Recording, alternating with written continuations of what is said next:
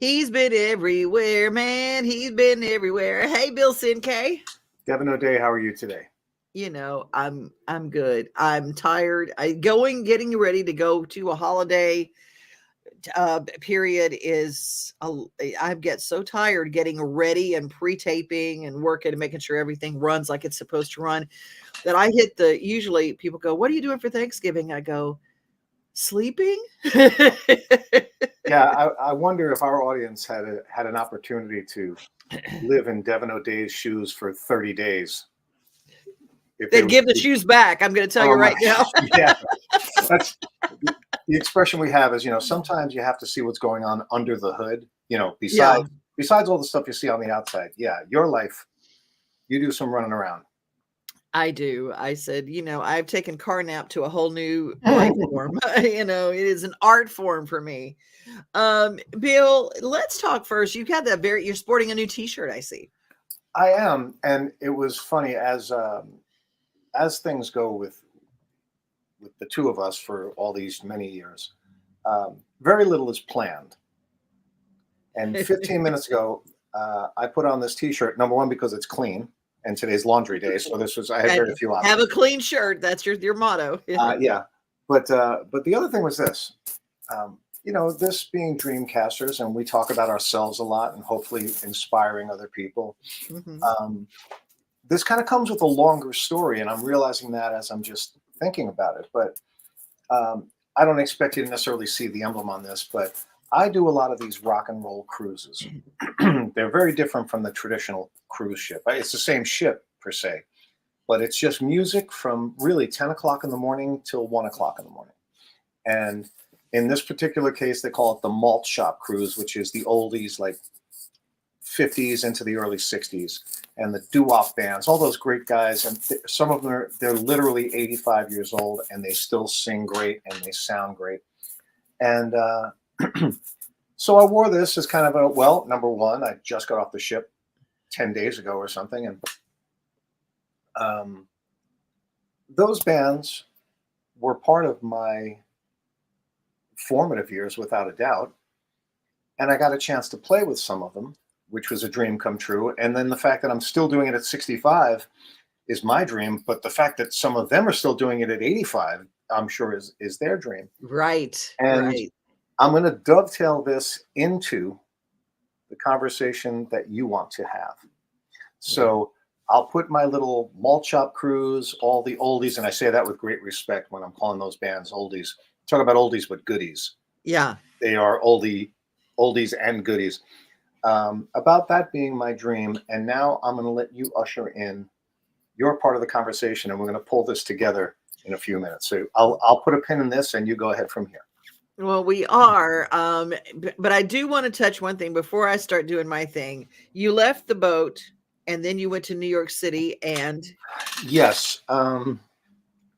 There is a great, when I say old band from the 60s, there were kids that had a band called the Malibooz, Booz, Malibu, California, obviously being their, where they became something. My good friend John Zambetti, I don't mind mentioning his name, and somebody in Nashville these days, Walter Egan. yes. Walter Egan, had a huge hit back in, I think, 1978 or 79 called Magnet and Steel. Yeah. So Walter and John had a surf band in the 60s in California. Well, it turns out I've worked with them once or twice, and great guys. It turns out they had a 60th anniversary reunion in New York City. And they asked me to join them. And me being who I am, and now our audience is getting to know me a little better, this will surprise nobody. They said, "Is there any chance you'll be in New York on," I think it was November 11th. And I said, no, but I'll be in Boston on the 12th, so that's close enough. So I came in a couple of days early and played in New York City with the Malibooz. It was great. Walter Egan was fantastic. We did his big song, Magnet and Steel. He had another song called Hot Summer Nights, which was in movies and things. And then John had his songs from the Malibooz, which they were together. And to make everything even a little sweeter, Dear friend, I will say she has become a friend of mine, a good friend of John's, but a good friend of mine now. So, I just lost you on that. I just oh, lost you on that. Okay, who was yeah, it? Jane Seymour, The the actress, the phenomenal, yeah, of course, diamonds yeah, painter, and yes, everything. Yeah, Dr. Quinn, medicine woman. Okay, Dr. Quinn, right? She jumped up on stage with us and sang. did a So little I, medical work, you know. yeah, sure, why not? She is as beautiful as ever. She's one of the most wonderful people you'll ever meet. So I went from the cruise ship, came home to LA for about 72 hours, and then jumped on a plane and went to New York. And then the day after the gig, took the night flight to Boston, where the next day I played with the Love and Spoonful, which is one of my favorite bands of all time, and I am now Wow. a member. So that's what I did. That's why I wasn't here. That's why we had encore performances with Dreamcasters, because I was not to be found. Well, you were found. You just weren't with us. But I'm going to tell you what, you're everywhere, and I just think that's great. I wanted all that to roll out because people don't always realize that they don't age out. I always say you don't age out of a dream. Dreams are not. You don't have an expiration date. Mhm. My friend Lane, who at almost 75 years old is out killing it. He just got back from a big national dance competition. Wow. And and he didn't start until he was like 73. I mean, this is like a new thing. It's like, okay, those things where you sign up for a free dance class Yeah. at a thing and they invite you. And then he just got into it and couldn't walk across the room without needing to sit down before that. And then all of a sudden he just worked up. And the doctor said, I don't know what you're doing, but keep doing it. Hmm. And there are things that you can do and enjoy. And then you go home for the holidays and you sit with your family and you say, I have a dream. I think I'm going to sell my hard to take care of big place and I'm going to get a little storage unit, and what I can fit in the storage unit is going to stay in the storage unit. And then I'm going to get one of those Class B residence vans and I'm going to go and see the world. I'm going to drive for a little bit and I'm going to give myself a little bit to be a little bit of a gypsy. And then one by one, the balloons that you have in your hand go pop, pop, pop, pop, pop. As people scare you to death, they take your dream away. They go, whatever. Now that might be my van dream. that might be me. Okay. But then, and you go home and you tell people in your home what you're going to do. And pretty soon you leave that meal, that Thanksgiving, Christmas meal, and you no longer want to do what you plan to do. The thing that gave you great joy to talk about is not there anymore. Now, that could be anything. It could be, hey, I'm going to join the Mustang Club, and we're going to start working on a hot rod. I've always wanted to restore a hot rod. I Hmm. mean, when we're talking dreams, it's not just about playing music. That's just what we've done. That's what we've had in our lives, and we've come here. But now, what about you, Bill? Have you ever had any familial experiences? You go home and you tell your family, I've got this cool thing. I've got this great thing I'm going to do. I've had several. Some of them have been associated with music. Some of them, when I was 19, I got a job that this will be funny for the older folks in the audience. Right? I graduated high school in 1976. In 1970, right after high school, went to work, and at the time, I think the minimum wage was about $2.30 an hour. Yep. I got a job for $4.88 an hour. Now, for those of you that are a little older, that was huge. That was a big deal. Mm-hmm. When I decided to quit that job and go to community college, it was met with some resistance because, my family, we were humble, right? We didn't have a lot of money. We had humble beginnings. And the idea was, but wait a minute, this is $4.88 an hour. In 2 years, you might be making $5.50 an hour. Like this is the thinking. Of course. In those times. And I said, yeah, but I see myself doing other stuff. Then they got used to that. And then after leaving school, after 2 years at a community college, I didn't choose to continue. So they had just gotten used to me being in school, and now I'm saying, no, I'm not going to graduate from a 4-year college. I'm not going to Princeton. I'm not going to UCLA. That was tough. I got a lot of naysaying on that one. And then I got another job I worked for City Hall for a while, and I quit that to become a musician. So as they went along, along that line, my parents tried very hard to be supportive, and they were supportive. I shouldn't say they weren't supportive, but it was a lot of fear-based anxiety on their part, where they were just worried about me. But yeah, I definitely had my balloon deflated a few times. I guess I didn't let it pop, because that's why I'm still here. Yep. But yeah, they certainly took the wind out of my sails on a couple of occasions. Which is one of those things I want to prepare everybody as you're going home. You're going to be around people or friends or people that are in your support network. And I just want you to know, before you tell everybody what you're going to do, to be prepared that the answers may not be what you want to hear. But if you truly have a dream and you don't want to hear any, the people that, well, you just need to look at all sides. When you're birthing a baby dream, you don't always need to look at all sides. You need everything you can focus toward success. No plan B. You have to do that sometimes to make a dream happen. I loved this. I found this on the interwebs. Don't share your dreams with everyone. Only a few will understand and support you fully. Yeah. Knowing who those people are is part of what today's show is about. Know your people that you can share things with. Know people that you can trust. Now, they may eventually say, okay, have you thought about such and such? But not at first. It's like, I always love when people, have had a great show. They step off stage, and that person that you love more than life says, you know what? Here's what I saw. Here's a little critique for you. You don't walk off a hot moment on a show into a critique, even if it's true, even if it makes you better. Because Bill, as a musician, you walk off stage and someone you love says, you could have done this better. How does that feel? I always say to them, you have to wait on that one, because that's why God invented Monday morning. See, Monday morning is when you tell me that, not Saturday night.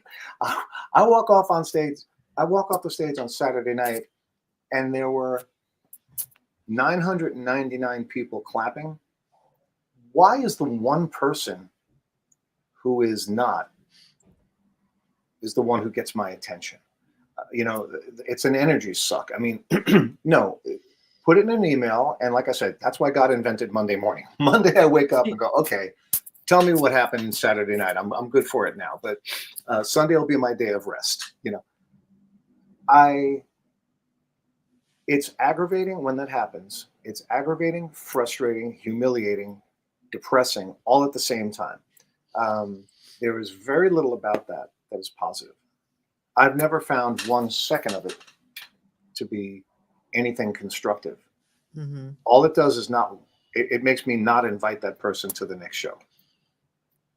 That's what it feels like when an art spirit gets criticized at the wrong moment. So this is not just Dreamcasters for those of us that have this big dream.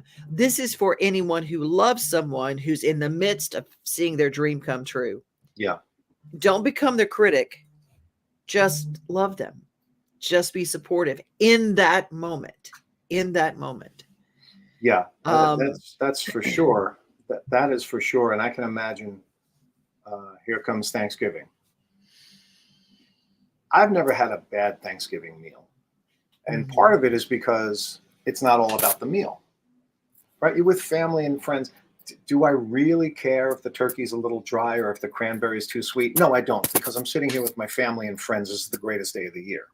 Yeah. As soon as somebody starts criticizing the food at the table on Thanksgiving, I'm going to say you're wrong. I'm going to say you're just flat out wrong. That's not the time. It's not the place. Mom or sis or whoever it is has been working on this for 3 days. Right? She's been shopping on Tuesday, preparing on Wednesday, and serving on Thursday. That's not not the time to say there's too much salt in something. Oh, I'm so glad you brought that up, because and there's always the moment where grandma forgets the rolls. And that was for us. There's always those brown and serve rolls. And you go, do y'all smell something? Oh, I forgot the rolls. Oh, You yeah. know, everything was perfect. And then it's like, oh, and I burned the bread. It's like, oh my goodness. But you know what? It's those things. I'm so glad you brought that up, because we don't always forget. We always remember that those meals, and whether it's Thanksgiving or whether it's just dinner. Yeah. Preparing something for someone is the greatest act of love, I think, that you can give someone, is preparing to nourish them. And there are so many people, and there is an age group right now that will be very quick. I don't like that. I don't like that, because we now have had quite a few generations now that could go and just grab something, through a window. Sure. They don't realize what it takes to put that whole meal together. The Yeah. money it takes, the time it takes, and the love to make that meal, because there's somebody who sat there and said, I can't wait to see their faces when they take a bite of this. That's right. And, it's funny you should mention kind of the fast food reference, because we do have several generations now that are used to ordering food into a clown's mouth, right? And then kicking it up at the window. And the fact is, when you have people that are preparing food for you, like particularly like a Thanksgiving or a Christmas meal, or when you have people that are 3 days before walking down the aisles in a supermarket saying, oh no, let's get this kind of green bean because grandpa likes it. Oh no, you know what, my kid, when she was little, I used to make this kind of bread because she loved it. You cannot forget about that. You can't dismiss that. Matter of fact, you have to fully recognize it and embrace it, because it's not just a sandwich, or it's not just a salad. Somebody put this together with you in mind, and was very particular, Well, speaking of, Elizabeth just joined us. She said, sorry, I'm late. Good morning. Well, Elizabeth, that's okay. Elizabeth made a meal on Sunday with our little tribe of girls that got together, and she made some of the best lasagna, and it was rolled lasagna. She did it in little rounds instead of flat, laid it out. It's just a different way of, oh my gosh. And I had it for lunch yesterday, and I thought about all the love in the hands that made it. Mm-hmm. And it was better than any 5-star meal at any place that somebody had taken me. It was because it was made with that love. So as we go home and we see the people in our lives that have prepared, just know that was part of their dream, is to see your reaction. Yes, absolutely. And that is not the time for a critique at all. Matter of fact, you can probably hold that one to yourself forever. You don't need to get back to them next week and tell them that you didn't appreciate the meal. That there's more involved than just the food on the table. Absolutely. At the table. Yeah, agreed. Oops, I got the wrong thing. I got that was the wrong one. Here's the one I wanted. Don't tell people your plans, show them your results. I thought that was an interesting thing. We've heard that before, because let's say it doesn't work well. Let's say that whatever it is that you were trying to do doesn't work. Maybe it's the third time it didn't work. Edison, how many times did he try to do the light bulb? Yeah. I think it's really interesting that the person in this little thing is holding lights, because Edison, well over 1,000 times he tried and he failed. That there was somebody in his like, oh, that crazy man, just light a candle and be done with it. Yeah. What are you thinking, crazy man? But he didn't give it up. Yeah, and I think as we sometimes delve into this on the show is, you sometimes have to define failure and success. Mm-hmm. Is it? I wrote a book. I'm very proud of it. Mm-hmm. It's gotten me notice. It certainly didn't make me a lot of money. I can tell your audience right now, it didn't make me a lot of money, but I would still call it a success. But it's a very good book. And if you don't have it, it is available on Amazon at billcinque.com. And you can get the audio version as well at either place, Audible or billcinque.com. So there you go. Ta-da! We are so incredibly high tech, and more to the point, you are so incredibly high tech. I have nothing to do with pushing buttons around here. That's all Devon putting up split screens and advertisements and quotes. Well, thank you, Elizabeth. I'm glad you like that. But you were very sweet to make dinner, and I loved it. These are some things I found, and I thought this was pretty. This comes from a site called Passive Income. And 5 things to keep quiet about. Now, this is with friends and with family. Keep quiet. Your big plan, your love life, your income, your next move, and your family issues.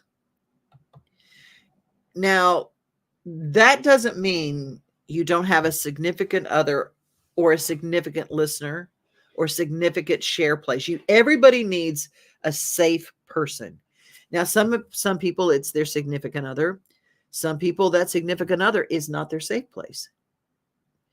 That's unfortunate, but that is the case. Sometimes those significant others are, steel sharpens steel.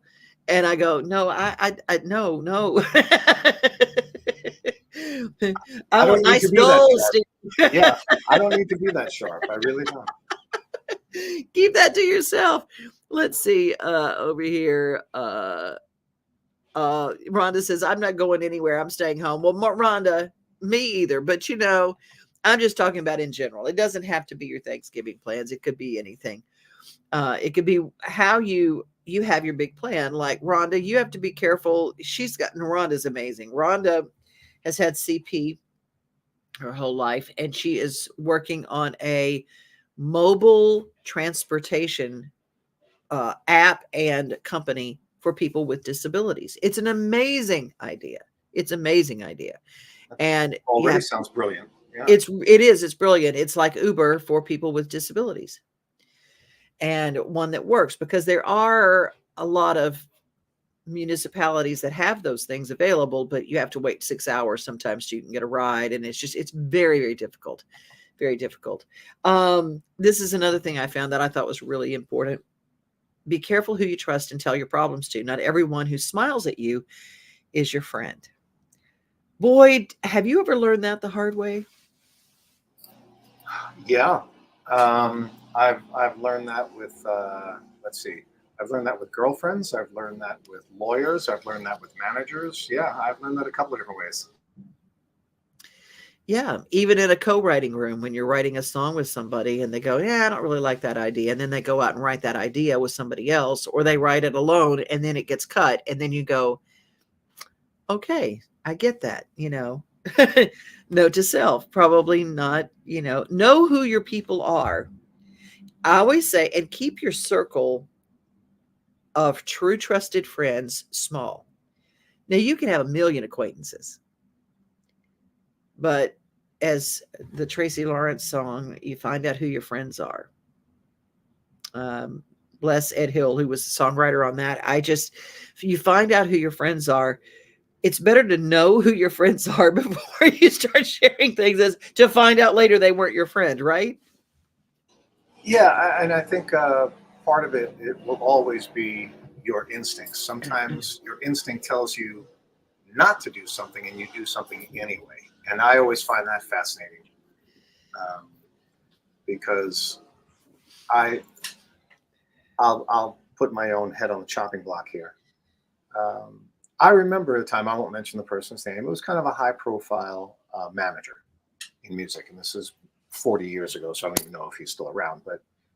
And I just didn't like him. I just didn't like the guy. We met him a couple of times, and I just couldn't get past the fact that I just didn't like him. I didn't like his vibe. I guess I was a hippie before I even knew it, And we signed a contract with him. That was the last time I saw him. So essentially, if we ever made any money, he would get a chunk of it.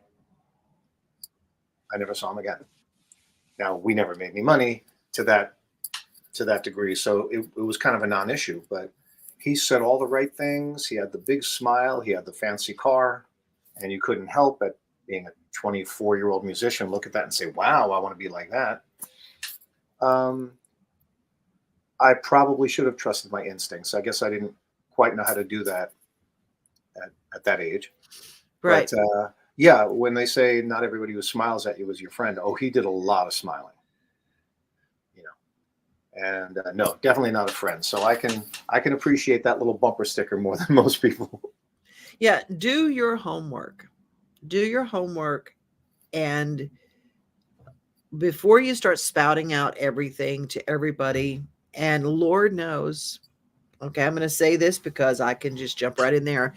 I know you don't drink, Bill, and I don't anymore, but there were times in my life when I could have 2 drinks and tell everybody my whole life plan, Mhm. everything, and spilling the beans in those kind of situations. I said, there's a lot of things that alcohol or not having control of your faculties can cause an issue. When it comes to business and your dreams, Yeah. it causes an issue about 100% of the time in Yeah. some way. Yeah. And loss of control is pretty easy to define, right? You've lost control. And when you lose control of your tongue, you lose control of your thoughts. Um, if you give away too much information in certain circumstances, it's just a bad move. I mean, we have billion-dollar companies, LifeLock, and all these kind of things that are people shred sensitive papers that have social security numbers on them. They go through all that trouble, and then they go to the neighborhood bar and have 2 drinks and tell everybody their whole life. It's why did you? I think the odds were better that no one would find your social security number in that garbage can, But you come and you tell everybody everything. They tell them your plans. Um, these are the kind of things that open you up to just, even if it's not really a safety issue. These are the things that come back to what we started the program with was when you. Exactly. What are these people going to say to you? Are they going to celebrate your dream? Not necessarily. A lot of people, if nothing else, there's envy and jealousy, right? That wait, you're actually doing something that I've been wanting to do. I've been talking about doing that for years. You mean you're actually starting that business? You mean you're actually going back to school? You mean you're actually putting a garden in your backyard? I live down the street. I have the same property that you have, same size. I've been talking about putting a garden in for 8 years, and now you're doing it. Makes me feel lesser. I should celebrate with you. I should say, good for you. You're inspiring. Some people are intimidated by that. Some people are either jealous or envious, whatever the case may be. And there is a difference between jealousy and envy, as we've said many times on the show. But these are all the things that when you talk about who not to tell, it's sometimes you find out too late. You've already Yeah, told them, and that's when you find out that you can't trust them. That you can't trust them with your thoughts and your dreams. true. Elizabeth says, I've definitely learned that the hard way. I'm very open about my life, but more surfacey publicly. Only my soul tribe knows my truth. And that's a good place to be. Sure, it's good that you have a It's soul tribe. uh-huh. That's a great phrase and a great community to have. And you start creating those things and know that to be true. I used to call oh, they're my friend. Oh, they're my bestie. I love them. I love them. And no, no. Oh, yes, I know them. That's not necessarily my best friend. I don't know that I know them well. Mhm. I know them. I go, are they the kind of person that you've met once at a club? Are they the person that you see across the aisle at church? Are they in your phone? Can you just pick up the phone and call them? Are they a contact? I mean, those kind of things think about as you start creating. So first of all, uh, I think there are a lot of things that we've said in the show. First of all, create your soul tribe, create your people that you can trust, and it can keep that small. Number two, keep control of your dreams and your words, so you don't spill the beans in the wrong places, whatever, and someone can take your dream and run with it. And you go, how did they even know about it? And you go, okay, Dumbo. It was that 5 martini lunch. Yeah. Okay. And I really think one of the coolest things that we discussed today was if you love somebody who is an art person or a business person who's excited about something, don't critique them as they step off stage. Don't critique them the day they come home with the raise and say, but have you thought about how many, what about our family? but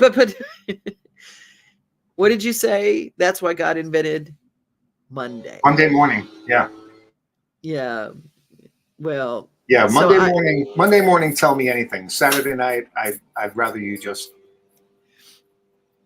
give me this. Give me a little bit of applause. That's all I yeah. need. And hold me all day Sunday and tell me that it was a good day. Very You good. know. Yes. Yeah. Yes. Yeah. And the day after, cuddle me and tell me that it was great and you'll always be in my shows. That's the thing I've got to say about my mom and dad. God bless them. I don't care if there were 2 people in an audience. I would look out and see my mom's little white fuzzy head and my dad sitting next to her. I mean, I could tell just by the shape of the hair, the 2 of them, my dad and my little mom sitting next to each other. I knew they were there. And having somebody that's in your soul tribe that is there for whatever you do, man, there's the dreamer and the being there with the dreamer. And that shoe goes on each foot now. You got to be there for them when they dream. But Yeah. that's huge. Yeah. Well, the unconditional love is a win-win. When you have people that show up, that show up at your poetry reading on a Monday night when there's 7 people in the audience, right? That's where you see where your friends are. Yeah.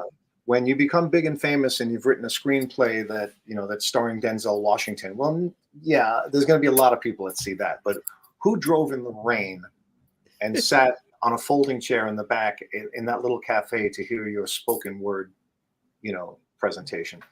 That's when you really find out who is in your corner.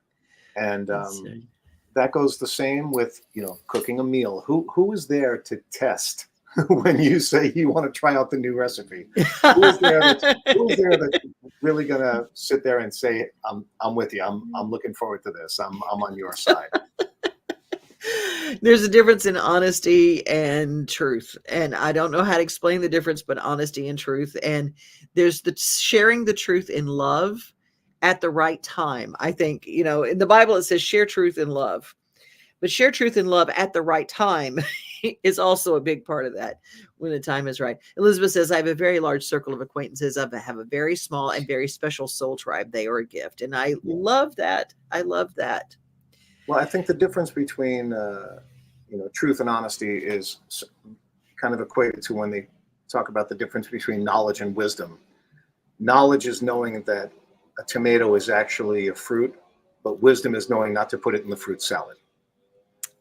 Ah, that's so good. That's not my original. That's from God knows where, but it's like one of our anonymous quotes we used on the show today. I love it. Yeah, exactly. It's use your head a little bit here. We're not getting into technicalities.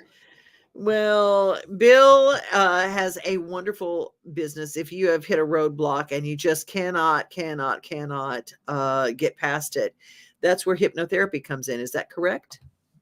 It certainly is. I am very proud to keep doing what I'm doing as a hypnotist. And it's funny, I was mentioning the malt shop cruise, which we were talking about earlier.